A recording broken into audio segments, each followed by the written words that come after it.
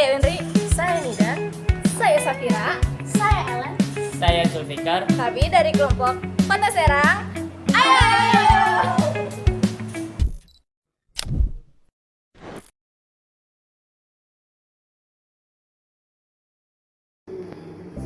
Kalau untuk aspirasi ke masyarakat ya, untuk terkait dengan bidang mungkin masalah politik ya, kebetulan kan di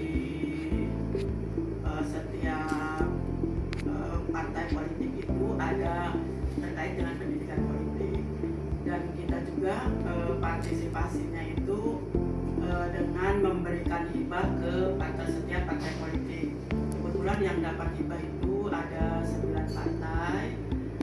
Jadi penggunaan dana hibah itu terkait dengan yaitu salah satunya yaitu pendidikan politik. Mungkin di situ nanti masyarakat tahu gitu, terkait dengan politik. Itu aja. Berarti misalkan dari bagian Kesbangpol ini ada nggak kayak semacam acara atau apa ya? Sosialisasi ya, Sosialisasi ya gitu. Kalau untuk tahun ini kebetulan ada efisiensi adanya, jadi nggak ada sosialisasi. Kalau di 2025 itu ada ke masyarakat, ke tim penggerak perwakilan mungkin ya, tim penggerak PKK, ke mahasiswa juga, perwakilan mahasiswa, pondok pesantren, antar umat agama itu ada. Karena di tahun ini ada efisiensi, jadi nggak ada sosialisasi untuk itu. Kalau boleh tahu apa yang disosialisasikan dari sini kepada masyarakat? Yang disosialisasikan di sini sesuai dengan tupoksi di bidang kami ya, yaitu yang tentang tadi pendidikan, masalah tentang pendidikan politik. Jadi masyarakat harus tahu kan, jadi jangan ada sampai istilahnya nanti pemilihan itu golput gitu. Jadi lebih penting kita memilih pimpinan gitu loh. Jadi yang ditanamkan sih itu sih, lebih ke situ. Berarti pas misal di bagian pas sosialisasi itu, jadi di Kesbangpol ini tuh memberikan semacam pengenalan terhadap Iya. dewan-dewan yang akan dipilih nanti. Ya betul, dan pemahaman tentang perlunya istilahnya memilih pemimpin gitu. Kadang kan masyarakat sekarang sudah nggak percaya ya, Ya. Sudah nggak begitu, ada yang percaya ada yang enggak, sudah hilang lah istilahnya kepercayaannya. Jadi kita tanamkan tuh bahwa kita juga perlu memilih pemimpin yang baik gitu. Tidak semua pemimpin, tidak semua dewan itu nggak baik gitu, ada baiknya gitu. Itu aja sih. Terus tanggapan Ibu terkait dengan masyarakat yang apatis terhadap politik bagaimana? Kalau tanggapan ibu ya nggak bagus sih gitu. Kalau yang apatis istilahnya fanatik lah, saya nggak mau milih gitu lah. Paling juga nanti dia baik setelah selagi mau dipilih ada, setelah dipilih nggak mau. Kita nggak boleh seperti itu kan. Ya tadi itu ada yang baik dan ada juga yang enggak. Daripada kita nggak ada yang mimpin gitu loh, lebih baik kita kan dipimpin gitu. Iya. Mungkin kan dia mencalonkan sebagai wali kota, dia mencalonkan sebagai dewan, udah ada pendidikannya, udah ada persiapannya gitu. Kita percaya aja. Menurut pribadi saya. Bisa lanjut naik.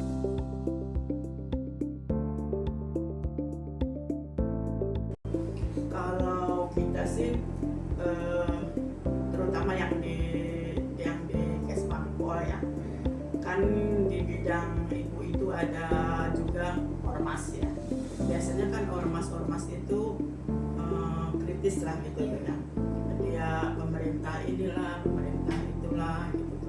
Ya kita kasih tahu bahwa tidak semua itu benar gitu. Kita sering ada pembinaan di ormas gitu. Tapi kalau untuk ke masyarakat umum itu kewenangannya kan oleh kota ya, dan jajarannya gitu.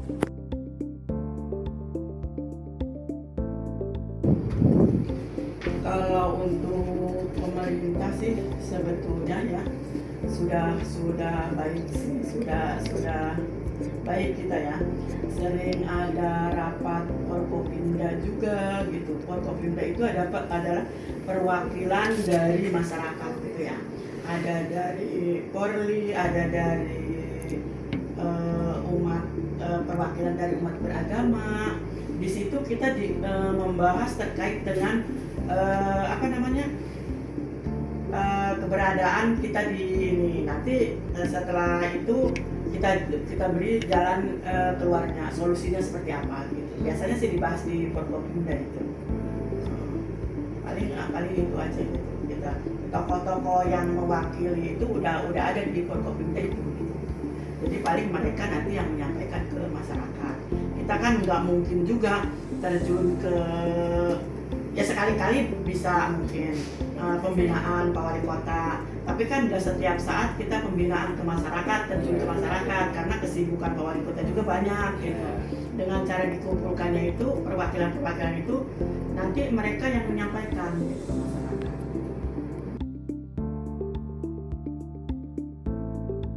Kalau antara pemerintah dan ASN udah pasti ya Teh ya. Kita sering juga ada melalui, kita kan punya pimpinan ya, Nah, jadi sebulan sekali itu pimpinan itu dirapat dengan Pak Wali Kota. Nanti kayak Pak Kaban misalkan, pimpinan saya nanti menyampaikan, Pak Wali tadi ini nggak boleh itu dengan terkait itu gitu. Jadi kalau untuk ASN dengan itu Pak Wali sih sudah ini gitu, sudah istilahnya sudah menyampaikan melalui Pak Kadis, Pak Kaban gitu. Nanti Pak Kaban sendiri yang menyampaikan ke kantor masing-masing. Berarti masih musyawarah gitu? Iya betul. Masih musyawarah. Tapi himbauan di itu juga ada terkait dengan di Kominfo itu. Oh, Kominfo. Jadi ada mungkin disebar di media sosial juga ada. Itu biasanya Kominfo yang ada. Kita juga informasi apapun itu disampaikan ke Kominfo, dan kita juga punya IG.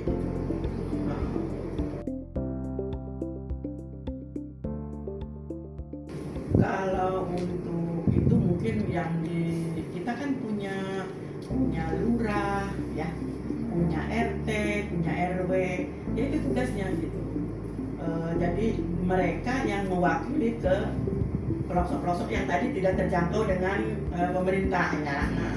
Itu sudah terwakili dengan punya kepala desa, punya lurah, gitu, punya camat, dan itu diantaranya itu. Biasanya kita yang terjun ke masyarakat itu yang lebih dekat ke masyarakat itu RT, RW, dan lurah.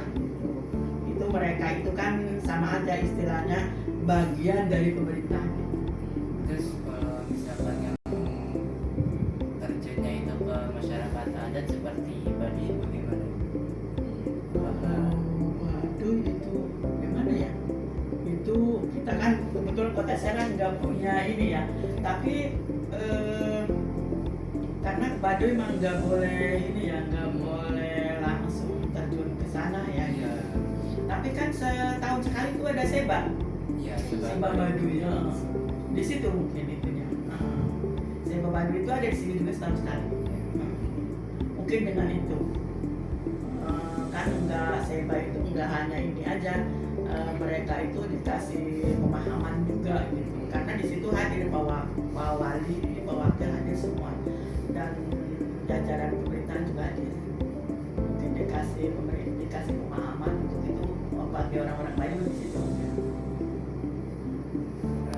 Ibu kan karena partai politik di Indonesia banyak kan, terus visi-misinya juga pada berbeda-beda, pasti ada dong apa di antara setiap partai itu punya kepentingan pribadi gitu. Salah satunya entah nggak lagi itu korupsi. Bagaimana tanggapan Ibu kalau misalkan korupsi ini tuh